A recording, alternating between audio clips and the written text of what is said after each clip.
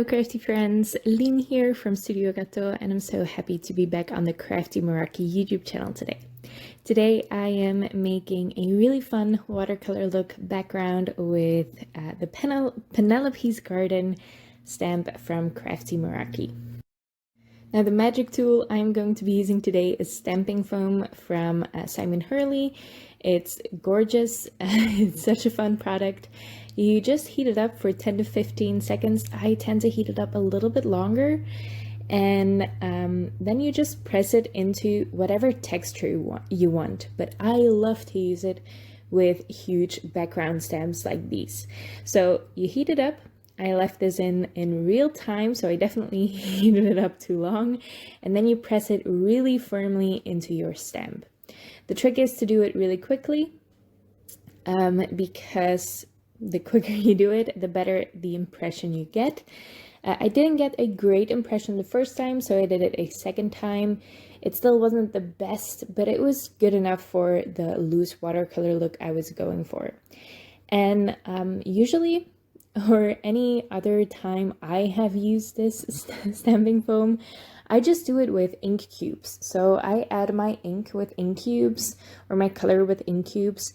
But for this, I want it to be a little bit more precise. You can still see I am not bothering too much with where to place my color, but I am using the Karin Brushmarkers today. And I'm going pretty quickly here because I'd never done it before, and I know the Karin Brushmarkers, once dry, are permanent. I didn't want them to dry before I moved on to the next step, but I figure it's not really an issue.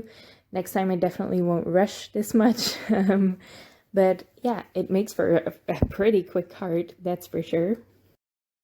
And I love getting new ways to use products, so I love that I thought about using the Karin Brushmarkers today instead of my ink cubes. I figure I am going to use this combination of stamping foam and Karin Brushmarkers a lot in the future. I love how this turned out. Now, all you do is add your color. You don't really have to worry about adding color to every single part. Obviously, I'm not doing that either. And with the greenery, I just put some splotches of darker green and splotches of lighter green here and there in the background, but it looks like a hot mess. We can all see what it looks like. And then I added a huge dollop of brown in the center of that flower. I tried to blend it out a little bit, but I didn't bother with it. Now, all you do to activate the ink, or the brush markers in this case, is spritz it with water. You don't want to spritz it with too much water, like I did here, if you don't want a super loose watercolor look. But I wanted my my flowers to really be my background.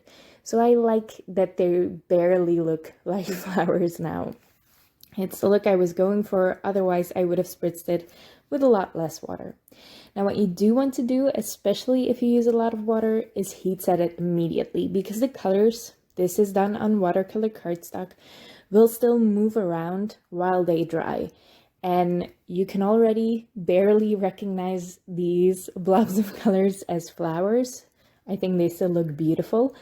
But I didn't want them to fade even more, so I heat set them immediately. And you get a ton of texture from your water moving around. I love the look of this. Now to finish this card off, I'm going to use some leaf dies. And my favorite one is the olive branch or the olive leaf die. And I die cut that 3 times out of thick white cardstock. I'm stacking 2 of those layers together and putting them aside. And then I also die cut one from some copper or rose gold. It's something in between, metallic mirror cardstock. So I am layering that on top of another piece of thick white cardstock, but I'm not putting all of the layers together. You'll see that in a second. Now another leaf I am die cutting is one of the Croton leaves. I guess they're from oak trees, and I die cut that out of vellum. For my sentiment, I am using the special delivery stamp set by Crafty Meraki. I am stamping it twice just to make sure I get one that I like If I'm stamping and heat embossing on black cardstock, I always stamp 2 sentiments, because sometimes the die cutting doesn't work out, or sometimes you get a little bit too much embossing powder on one of them, but one of the two always looks great. So I just make sure I have a backup. I sprinkle down some white embossing powder and then I die cut it with the coordinating dies. I also die cut 2 extra pieces out of black cardstock just to add some dimension. And I'm layering all of those together with some liquid adhesive. I'm using the Barely Art Precision Craft glue here and for my other layering pieces as well. I love this for layering because it doesn't dry quickly at all, and it's definitely great for adhering paper to paper. Now, because I'm using vellum, this is why I made 2 separate olive leaves. So I am putting one on top of the vellum, the pretty one with the mirror cardstock, of course. Now you did see me dab off some of that excess adhesive on a scrap piece of cardstock because I didn't want any of the adhesive seeping out around the olive dye. And I also don't want to add too much adhesive to vellum, it can warp. And now my second piece, or my second layered dye of the olive leaf, I am putting on the back of the vellum Croton leaf. I usually do this a lot with sentiment strips or something. I sandwich my vellum piece in between them, and that adds some dimension behind the vellum.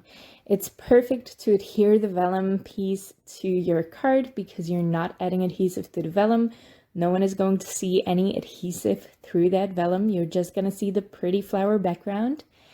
And it adds a little bit of dimension behind the vellum. Now, I didn't think that was enough dimension, so I will add some foam squares to the back of that olive branch as well to prop it up even more.